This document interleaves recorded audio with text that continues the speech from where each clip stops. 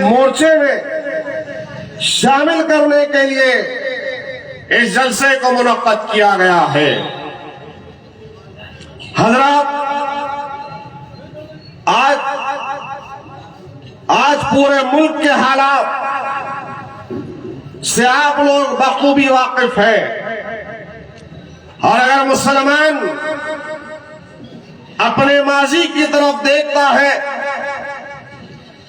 तो माजी की खुशहाली के औराक को पलटते वक्त और उसके माजी की तारीख को जब देखेगा, या मुसलमानों की नौजवान नस्ल अपने माजी को याद करेगी या अपने बुजुर्गों के मुंह से सुनेगी, तो वो तारीख जो गुजर चुकी है, जिस मुल्क में मुसलमान अपनी एक ताकत रखता था, मुसलमान हर शोबे में खुशहाल था, मुसलमानों के पास तख्त था, ताज थे, देवरियां थी, जमीनात थे, हर महाज पर मुसलमान आगे था। मुल्क की आजादी का नारा निकला और मुल्क आजाद होता है तो सुनो नौजवानों, इस मुल्क में आजादी में अगर सबसे बड़ी हिस्सेदारी किसी कौम की या समाज की थी तो मुसलमानों की थी। इस मुल्क को आजाद कराने के लिए मुसलमानों ने अपना सब कुछ गंवाया। वही असलाफ के कारनामे अगर ये हमारे नौजवानों के सामने अगर आते तो मुसलमान फख्र से अपने हमवतन भाइयों के सामने अपने आबाजदाद की तारीख को रखता। लेकिन ये इस मुल्क के मुसलमानों की बदकिस्मती है कि आज रिजर्वेशन से जिस कौम को महरूम किया गया है, आज बड़ी तकलीफ हो रही है मेरे प्यारे मुसलमानों, कि जलसा मुनक्कद होता है कि मुसलमान तमाम शोबों में, चाहे वो तालीमी शोबा हो, चाहे सरकारी नौकरियों का मसला हो, चाहे हमारे बस्तियों का विकास हो या डेवलपमेंट हो, या फिर हमारी अपनी औकाफी जायदादों का तहफ्फुज हो, तो आज हाल ये है कि आज हम इतने बाशऊर नहीं हैं, बेदार नहीं हैं कि पिछले कई दिनों से हमको ये बताया जा रहा है, बोला जा रहा है, लेकिन उसके बावजूद भी आज हम हैं कि उठने के लिए, लड़ने के लिए, अपने हक को हासिल करने के लिए बेचैन होकर हम जमा होने के लिए तैयार नहीं। याद रखो मेरे प्यारे मुसलमानों, खुदा ने उस कौम की हालत ही नहीं बदली है जिस कौम को खुद अपनी हालत के बदलने का एहसास ना। जो कौम तख्त रखती थी, ताज रखती थी, जमीनात रखती थी, जिस कौम ने इस हिंदुस्तान की सरजमीन पर 800 बरस तक जहांमानी की, हुक्मरानी की, आज उसकी नस्ल का यह हाल है कि हर शोबे में मुसलमान पीछे है। और ये हम नहीं कह रहे हैं, यह खुद कांग्रेस के इख्तियार के जमाने में सच्चर कमेटी ने कहा, रंगनाथ मिश्रा कमीशन ने कहा, महमूदुर रहमान कमेटी ने कहा, ये तमाम की तमाम कमेटीज की सिफारिशात को अगर पढ़ लेंगे तो इन्होंने बयान किया है अपने कमेटीज के औराक पर, और वो आज भी शायद है कि हिंदुस्तान में अगर सबसे ज्यादा पिछड़ी हुई कोई कौम है, पसमानदा है, तो झुग्गियों झोपड़ियों में रहने के लिए मजबूर है, दलितों से ज्यादा बदतर हो चुकी है, तो मुसलमान। तालीमी मैदान में हम पीछे हैं, कच्चे मकान सबसे ज्यादा अगर किसी के पास है तो मुसलमानों के पास है, नौकरियों में हमारी हिस्सेदारी नहीं है, और फिर हालत ये है मेरे भाई कि सबसे ज्यादा नौजवान मुसलमान अगर कहीं मिलेंगे तो जेलों में मिलेंगे। ये सूरत हाल है। ये सूरत हाल उस कौम की है जिसने काले पानी की सजाओं को काटा। यह सूरत हाल उस कौम की है जिसके असलाफ ने फांसी के फंदों को चूमते हुए लटकते हुए अपनी जानों की कुर्बानी दी। यह कौम की हालत है उस नस्ल के आबोजदाद की हालत थी जिसने रेशमी रुमाल की तहरीक को छेड़ा था, काले पानी की सजाओं को काटा था। अरे दिल्ली से लेकर मीरठ तक, दिल्ली से लेकर मलियानाबाद तक, दिल्ली से लेकर मौजूदा पाकिस्तान के पेशावर तक जितने रास्ते में दरख्त थे उन दरख्तों पर हमारे अजीम उलमा इकराम की लाशों को लटका दिया गया। और वो लाशें इस बात की गवाही दे रही थी कि हमको इस मुल्क को अंग्रेजों की गुलामी से आजाद करवाना है। मुल्क तो आजाद होता है, जाने हमने गंवाई, माल का वक्त पड़ा तो हमने माल दिया। ये जो संघ परिवार के लोग आज मुस्लिम दीनी इदारों को दहशतगर्दी के अड्डों से ताबीर करते हैं, यही दिल्ली के अतराफ और अकाफ में जितने दीनी इदारे थे वहीं से वो तालिब इल्मों ने निकलकर इस मुल्क की आजादी का नारा दिया था। लेकिन ताज्जुब होता है आज एक सच्चाई कलमी हकीकत को तुम्हारे सामने रख रहा हूं मुसलमानों, कि वो कौम जिसने इस मुल्क के लिए अपना सब कुछ गंवाया, लुटाया, पिटाया, शहादत दी, फांसी के फंदों को चूमा, आज उस कौम के हाथ में क्या आया? अगर कोई एहसान करता है तो उसके बदले में उसे इनामात से, इकरामात से नवाजा जाता है। लेकिन हालत यहां पर दूसरी है कि वो लोग जो उस वक्त अंग्रेजों की जूतियां सीधी कर रहे थे, वो लोग जो माफीनामे पे माफीनामे दे रहे थे, आज किस ओहदे पर, किस मनसब पर, किन महकमों में वो फायज है, आप भी जानते हैं, हम भी जानते हैं। राह में अगर किसी की तादाद है तो संघ परिवार के लोगों की।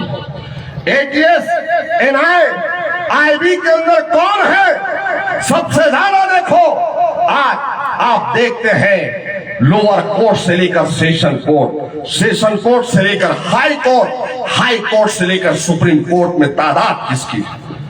और जिस कौम ने सब कुछ गंवाया, अपने आप को पेश किया, आज हालत यह है कि आज उस कौम के हाथ में ठेला है, आज उस कौम के हाथ में पंचर जोड़ना है, आज उस कौम का मुकद्दर जेलों की सोबत है। मक्कों का बना तो मुसलमानों को डाला गया, मीसा जैसा कानून बना तो मुसलमानों को डाला गया, रासू का बना तो मुसलमानों को डाला गया, UAPA जैसा कानून बना है, उसके खिलाफ अगर किसी ने बात की है तो ऐवान पार्लियामेंट के अंदर सदर मोहतरम अलहाज बारिश सासुद्दीन ओवैसी साहब ने की, वो भी कानून मुसलमानों के खिलाफ बना।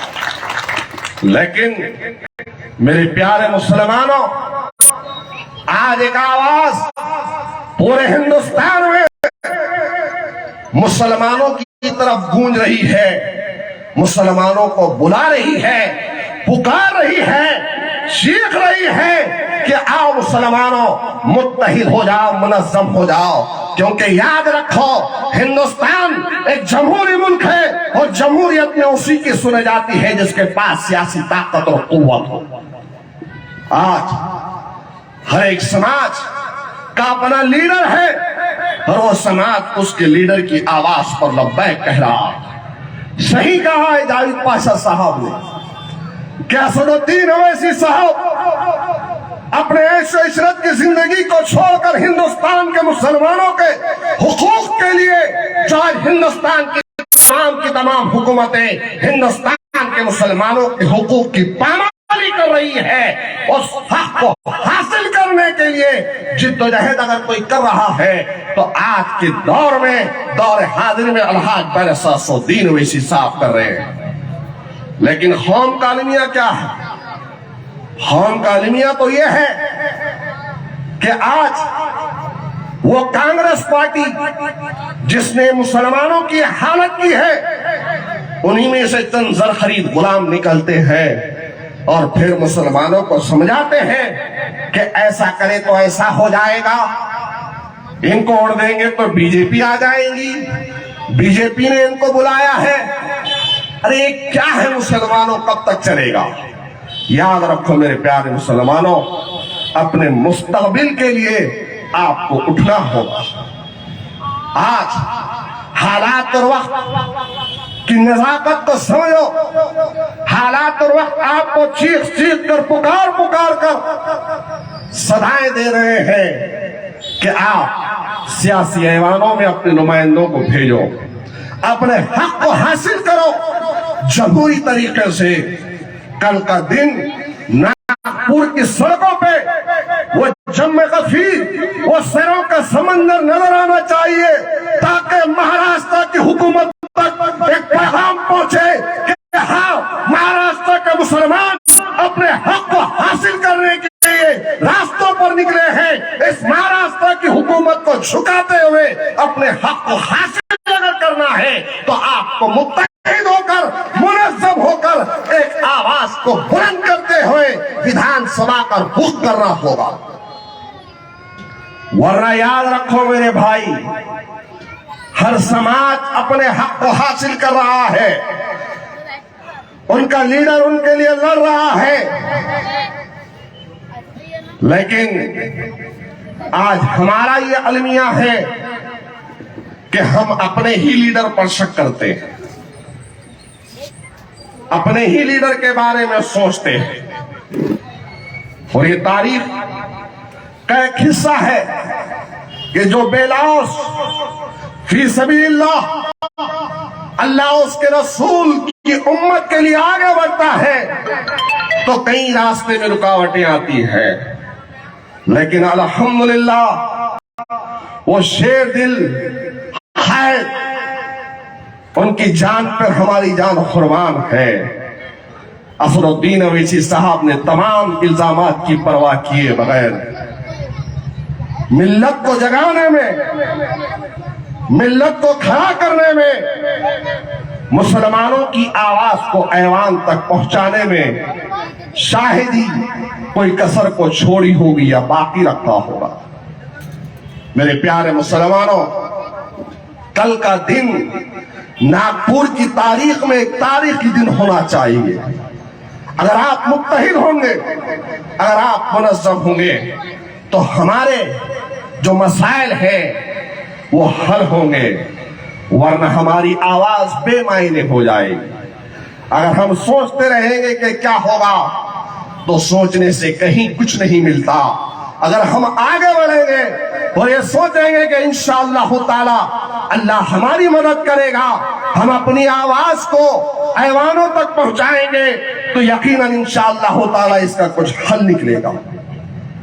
जरूरत इस बात की है कि हम मुत्तहिद हो जाएं, हम मुनज़्ज़म हो जाएं, अपनी आवाज अपनी लीडरशिप के साथ चलें। वरना याद रखो, जो होता चला आ रहा है होता रहेगा और फिर हम सोचते रह जाएंगे, फिर सोचने से कुछ नहीं होता। अगर हमको कुछ करना है तो उठना होगा और उठकर ये बताना होगा कि हम भी मजलिस इत्तेहादुल मुस्लिमीन का एक हिस्सा है, हम भी मजलिस इत्तेहादुल मुस्लिमीन के सिपाही हैं। हमें भी हमारी आने वाली नस्लों को आगे बढ़ाने के लिए हमारे भी कुछ ख्वाब हैं, हमारी भी कुछ उम्मीदें हैं। उसके लिए हमको आगे बढ़ना होगा। तो हमको कल के रिजर्वेशन के धरने में शामिल होकर अपने इत्तेहाद का मुजाहरा करते हुए मजलिस इत्तेहादुल मुस्लिमीन की आवाज पर लब्बैक कहना होगा। वाकिलुद दावाना अनिल हम्दुलिल्लाहि रब्बिल आलमीन।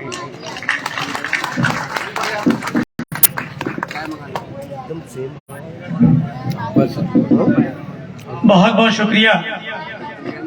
आज आपने शहर नागपुर में और उत्तर नागपुर के अंदर में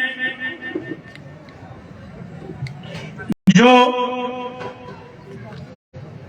बातें रखी, शायद मुस्लिम कौम के अंदर में बड़े बड़े रहनुमा हैं जो इस तरीके से बातों को न रखकर छुपा कर काम करने का प्रयास करते हैं। मैं समय को कम रहते हुए, न ज्यादा बोलते हुए, महाराष्ट्र प्रदेश के हमारे MIM के कार्यकारी अध्यक्ष गफार कादरी साहब, इनसे गुजारिश करूंगा कि आए और ख्याल करवा।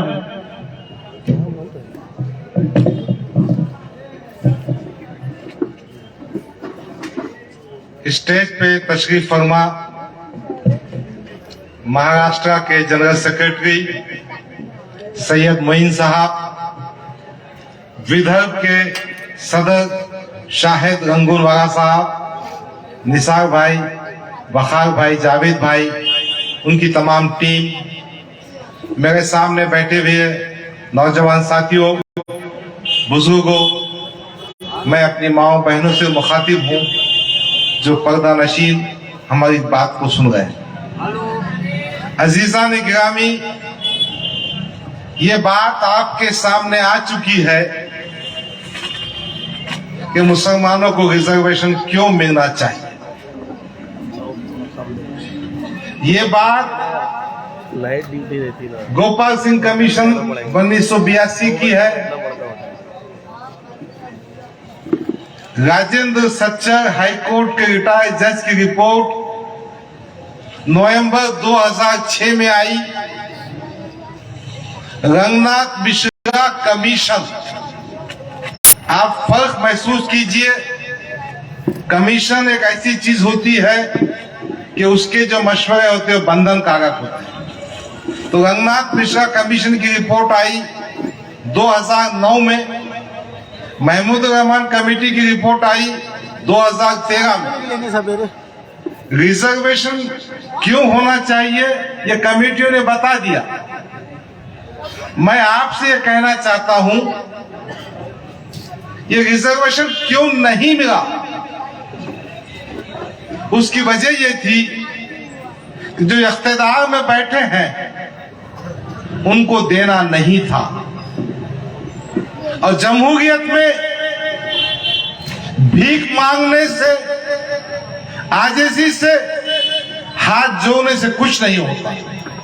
आज मजलिस इत्तेहाद मुस्लिमीन आपको ये पैगाम देने आई है कि रिजर्वेशन हमारा हक है, हमारा हक है और हमको इंसाफ मिलना चाहिए। और ये इंसाफ हम छीन करेंगे, ताकत से लेंगे और अरबाब इख्तिदार के सामने उनकी आंखों में आंखें डाल कर कहेंगे। और ये पैगाम मजलिस इत्तेहाद मुस्लिमीन का, इसीलिए चंद महीनों पहले हमने बंबई में तिरंगा रैली की थी। मकसद ये था कि हमारी कौम को बेदार करें, उनमें जज्बा पैदा करें, उनमें इस बात की उमंग पैदा करें कि हम भी बराबर के शहरी हैं। जिस तरह से महाराष्ट्र के वसाइल पर, महाराष्ट्र की तालीमी हल्के में, रोजगार में दूसरी कौमों का हिस्सा है, हमारा भी हिस्सा है।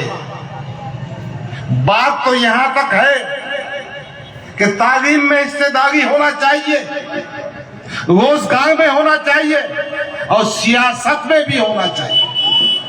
मजलिस इत्तेहाद मुस्लिमीन इसी पैगाम को देने के लिए आई और इसी काम का, इस अजीमुशान मकसद का कल एक जुलूस निकल रहा है।